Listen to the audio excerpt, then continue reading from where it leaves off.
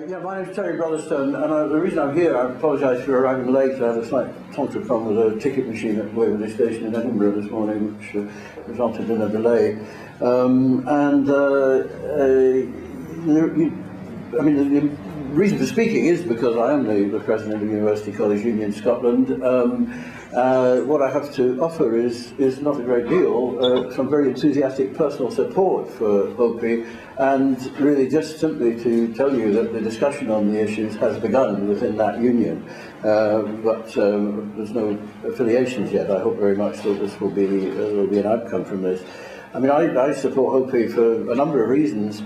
I mean, one is that I originally came from a political tradition which was completely wrong about almost everything about Iran in the 1980s, and unravelling oneself from that political tradition is the question of Iran and being educated by Yasmin and others on the issue has been extremely important, and important in a way that it takes one also not only to come to terms with one's own erstwhile political conscience, but really also with the whole problem, I think, about left politics in the 20th century. I mean, going right back to the Communist Party and this Manichaean attitude that you're for us or against us, and that there are only two sides and you've got to be on one. And we see that, I think, being reproduced in the Stop the War movement now. And Hopi's campaign there, it seems to me, is extremely important on the question of Iran, which is itself of enormous importance, but also much more broadly in terms of really understanding the politics of the century we just passed through,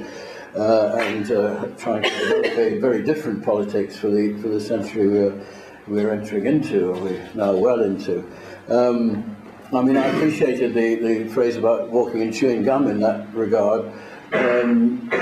Not least because there's always a danger, of course, in the University Teachers' Union that if you were to use that metaphor, it would probably divert us into a long debate about whether or not walking and chewing gum is actually the healthy option.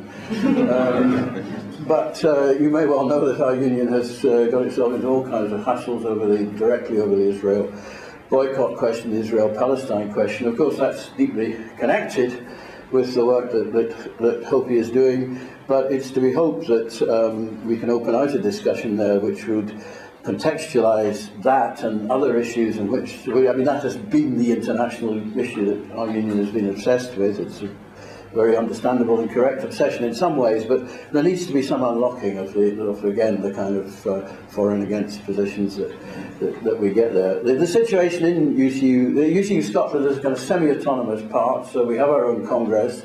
I know there are revolutions coming forward. We have to make sure they come to that Congress in March, and I very much hope I shall certainly be supporting affiliation to Hopi, and we have to work out as well how that would then go forward into the work of UCU in the UK. So my very warm greetings. I'm very glad to have arrived, albeit somewhat late, for which I again apologise, and I wish the conference well, and I hope very much we'll be able to report something a bit more concrete when you have another conference.